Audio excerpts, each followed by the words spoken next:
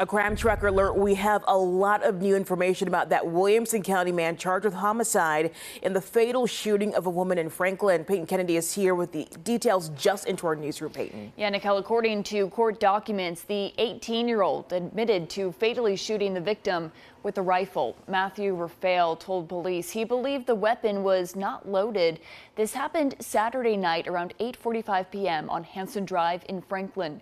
A witness told police he saw Raphael pull the rifle out of the trunk of his car and shoot the woman, who's been identified as Lily Basil. The witness reportedly went to help and started driving Basil to the hospital while he called 911. The court documents say he was told to pull over for EMS, who brought Basil to Vanderbilt University Medical Center, where she later died.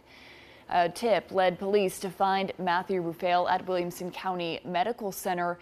He was taken to police headquarters for questioning, where he made his reported confession.